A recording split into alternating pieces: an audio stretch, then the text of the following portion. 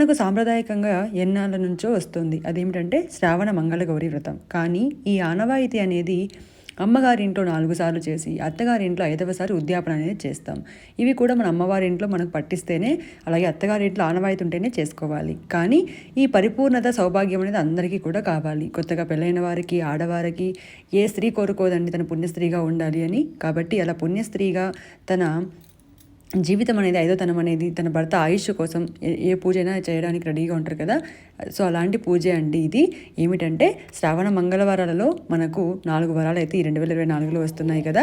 అయితే దానికోసము గౌరీదేవిని మనం పూజించినట్లయితే మంగళవారాలలో చాలా మంచిది. ఆ గౌరీదేవిని ఎలా పూజించాలనేది ఇవాళ నేను డీటెయిల్డ్గా అయితే చెప్తానండి. దానికోసం ఏం లేదండి, కస్తూరి పసుపును కానీ మామూలు పసుపును కానీ వాడకూడనేది ఇప్పుడే కొత్తగా తెచ్చినది తీసుకొని దానిని కొద్దిగా గంగాజలం కానీ లేకపోతే రోజు వాటర్ అనేది వస్తాయండి, దాన్ని కానీ పన్నీర్ కానీ అలాంటివి కానీ వేసుకొని అమ్మవారిని గౌరీదేవిగా మనం రూపొందించుకోవాలి. ఆ తర్వాత ఒక ప్లేట్ తీసుకొని, గౌరీదేవి అంటే శివయ్య లేనిదే గౌరీదేవికి పూజ చేయకూడదు కదా. కాబట్టి ఒక శివలింగాన్ని కూడా మనం పూజించుకోవాలి. ఏ పూజకైనా వినాయకుడి పూజ ఉత్తమం కాబట్టి మనము మొదటిగా చేసుకోవాలి. ఆ తర్వాత మన ఇంట్లో రోలు రోకలి అనేది ఎవరింట్లో అయినా ఉంటుంది. లేకపోతే ఈరోజు తెచ్చుకొని ఇలా పూజించినట్లయితే చాలా మంచిదండి. దీని కాస్ట్ కూడా ఎక్కువ ఉండదు కదా, 150-200 ఉంటుంది అంతే కదా. దానికి ఇలా చక్కగా ఇంట్లో ఉన్నదైనా కూడా నీట్గా కడగండి, లేదు కొత్తదైనా కూడా ఇలా చేయండి. ఎందుకు ఈ రోలు రోకలిని చేయాలి అంటే, కింద ఉన్న రోలు భాగము శివుడిగాను, పైన ఉన్న ఈ భాగము రోకలి అనేది గౌరీదేవిగా అంటే పార్వతీదేవిగాను ఉంటుంది. అందుకే మీ ఇంట్లో ఎప్పుడు కూడా రోలు రోకలు అనేది దూరంగా పెట్టకండి, ఒకే చోట ఇలా లోపల అనేది పెట్టుకోండి. దీనివలన భార్యాభర్తల మధ్య అన్యోన్యత అనేది ఉంటుంది.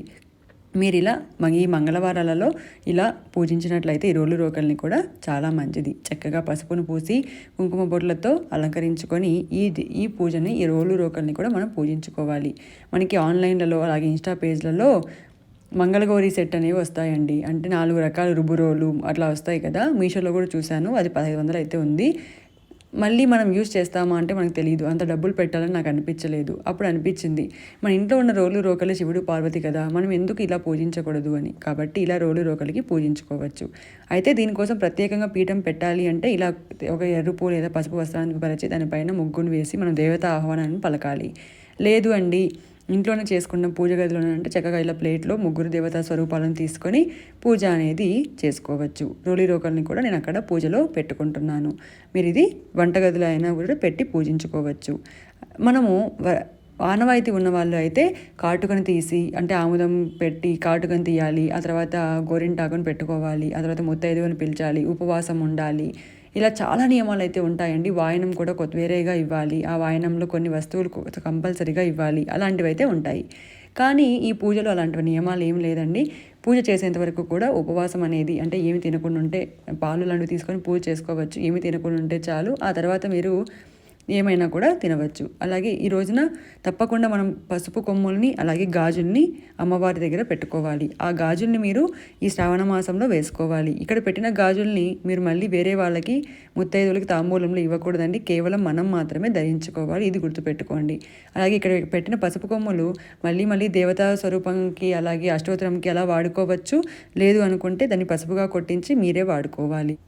అలాగే కొందరు ఉపవాసం అనేది పూర్తి ఉపవాసమైనా ఉండి రాత్రికి ఉపవాసం అనేది విరమించుకుంటారంటే అలా అయినా ఉండవచ్చు. ప్రత్యేకంగా మామూలుగా పూజ చేసుకోవాలంటే పూజ చేసేంత వరకు ఉపవాసం ఉంటే, అంటే ఏం తినకుండా ఉంటే చాలు. ఆ తర్వాత దీపారాధన చేసుకోవాలండి. దీపారాధన లక్ష్మీదేవి స్వరూపంగా భావించి దీపం జ్యోతి పరబ్రహ్మ అనుకుంటూ మనము పూజ అనేది చేసుకున్నాక పసుపు కుంకుమ అక్షింతలతో దీపానికి ఒక నమస్కారం చేసుకోవాలి. ఆ తర్వాత గణపతికి మనం మొక్కుకోవాలి. మనం చేసే ఈ పూజలో ఎటువంటి ఆటంకాలు లేకుండా మీ అమ్మ అయిన గౌరీదేవి మాకు పరిపూర్ణ సౌభాగ్యాన్ని ప్రసాదించే దేవుడా అని మనము మొక్కుకోవాలి. ఆ తర్వాత అమ్మవారికి మనము తాంబూలం పెట్టుకోవాలండి. తాంబూలంలో మీరు జాకెట్టు, పసుపు, కుంకుమ అలాంటివి పెట్టుకున్నా పర్వాలేదు, చీర పెట్టుకున్నా పర్వాలేదు. లేదు అంటే మామూలుగా ఇస్తాం కదండి వాయనంలో 2 ఆకులు, వక్క, పసుపు కుంకుమ, గాజులు అలాగైనా చేసుకోవచ్చు. గౌరీ పూజకి ఈరోజు మనం షోడశోపచార పూజ చేసుకున్నా పర్వాలేదు. అంటే ఇలా మనకి ఇక్కడ ఏ బుక్లో అయినా ఉంటుందండి గౌరీ పూజ అనేది. గౌరీ పూజ అంటే సాక్షాత్తు పార్వతీదేవే కదండి. అంటే గౌరీ పూజ మనకి మీరు 16 సోమవారాలు వ్రతం చేస్తూ ఉంటే అందులో కూడా ఉంటుంది, సంకట చతుర్థి చేస్తే అందులో కూడా ఉంటుంది. ఆ 2 బుక్స్ మీ దగ్గర లేవు అనుకుంటే స్తోత్రనిధి అనే ఒక యాప్ ఉంటుందండి. ఆ యాప్లో మీరు గౌరీ పూజ అంటే షోడశోపచార పూజలతో అలాగే అంగ పూజ అనేది చేసుకోండి.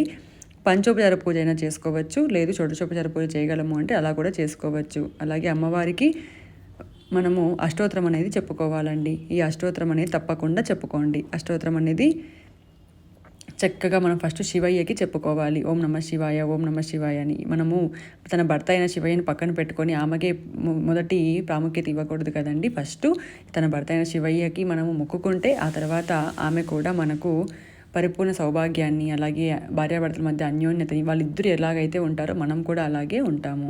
ఆ తర్వాత ముగ్గురికి కూడా నేను యజ్ఞోపవీతము అలాగే వస్త్రాన్ని సమర్పిస్తున్నాను. మీ దగ్గర ఇలా లేదనుకోండి, ఒక పసుపుని దూదిలాగా పొడవుగా చేసి దానికి పసుపు కుంకుమని ఇలా పెట్టి మీరు ముగ్గురికి కూడా సమర్పించవచ్చు. వస్త్రం సమర్పించడం అన్నమాట ఇలా చేయటం వల్ల. నైవేద్యం అంటూ ప్రత్యేకంగా ఇదే చేయాలి అని ఏం లేదండి. మనం చక్కగా మనకు అమ్మవారికి మీకు వీలైనంతగా పులిహోర కానీ, దద్దోజనం కానీ, పాయసాన్నం కానీ అలాంటివైనా పెట్టవచ్చు. లేదు అంటే మీ దగ్గర ఉన్న డ్రై ఫ్రూట్స్ కానీ ఇలా తాంబూలంలో పెట్టాం కదా, అవి పెట్టినా కూడా సరిపోతుంది. ఆ తర్వాత అమ్మవారిని చక్కగా పువ్వులతో గాజులతో అలంకరిస్తున్నానండి. ఇలా అలంకరించుకున్నాక అమ్మవారికి మనము ధూపాన్ని కూడా సమర్పించి అక్షతలను కూడా సమర్పించి ఆ తర్వాత కర్పూరాన్ని కూడా సమర్పించుకోవాలండి. కర్పూరం అనే దానికంటే కూడా ఈరోజు గౌరీదేవికి ఇలా హారతి అంటే దీపహారతి ఇస్తేనే చాలా మంచిది. ఆ తర్వాత గౌరీదేవికి మనము అష్టోత్తరం అనేది చెప్పుకోవాలండి. అష్టోత్తరం ప్రత్యేకించి ఈరోజు కుంకుమ పూజతో చేసుకున్నట్లయితే చాలా మంచిది. తర్వాత ఆ కుంకుమని మీరు కూడా ధరించి నూనెలను ధరించి అలాగే పసుపు కొమ్మలుగా మన తాళిబొట్టు కూడా పెట్టుకోవాలి. ఆ తర్వాత ఇంటికి వచ్చిన ముత్తైదులకు కూడా ఈ కుంకుమని మనం ఇచ్చుకుంటే తాంబూలంలాగా అలాగే వాళ్ళకి ఇస్తే కూడా చాలా మంచిది. కుంకుమని ఎక్కువగా వదలకండి, ఎందుకంటే మళ్ళీ అది మనకి వేస్ట్ అయిపోతే మంచిది కాదు.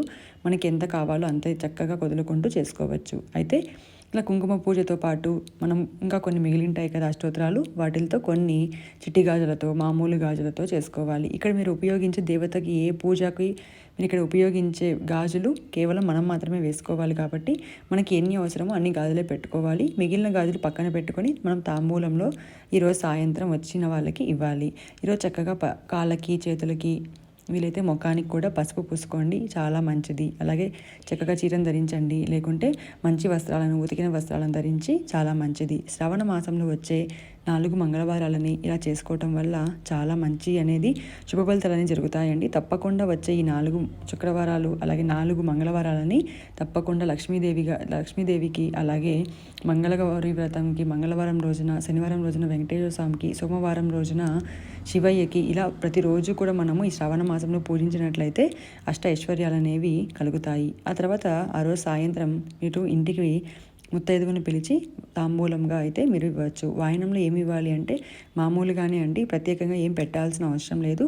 2 తమలపాకులు, ఆకు, వక్క అలాగే పువ్వులు, ఏవైనా 2 ఫ్రూట్స్ కానీ మీరు తాంబూలంలో పెట్టి ఇవ్వవచ్చు. అలాగే అమ్మవారి దగ్గర మనము మంత్రపుష్పం అనేది చెప్పుకొని ఒక మంత్రాన్ని సమర్పించి అక్కడున్న ఒక పువ్వుని మనం తలలో ధరించుకోవాలి. ఇలా చక్కగా పూజ చేసుకొని మనము లాస్ట్లో పంచహారతి అనేది ఇవ్వాలండి. ఈ పంచహారతి అనుకుంటూ మనం అమ్మవారికి గౌరీదేవికి మంగళహారతులు పాడుకుంటూ చక్కగా అనేది పూజ చేసుకోవాలి. అప్పుడు మనకు కూడా అనిపిస్తుంది మేము కూడా వ్రతం చేశాము అన్నంత ఫీల్ అయితే వస్తుంది. దీనివల్ల మనకి పాజిటివిటీ అనేది వస్తుంది. మనకు కూడా ఇంట్లో చాలా మంచి శుభ ఫలితాలు అయితే వస్తాయి. పూజ అంతా అయిన తర్వాత మీరు ధూపాన్ని వేయటం మాత్రం అస్సలు మర్చిపోకండి. ధూపం అనేది అంతా కూడా వేసి ఇంట్లో కూడా వేసి చక్కగా ఆ గౌరీదేవి యొక్క, ఆ శివ పార్వతుల యొక్క అలాగే వినాయకుడి యొక్క ఆశీస్సులు పొందాలని కోరుకుంటున్నాను. మన ఛానల్లో శ్రవణ మాసంకి సంబంధించిన అలాగే మన ఆధ్యాత్మిక హిందూ సంప్రదాయం ప్రకారం ప్రతిరోజు సంబంధించిన ప్రతి ఒక్క పూజా వీడియోస్ కూడా నేను షేర్ చేస్తూ ఉంటానండి.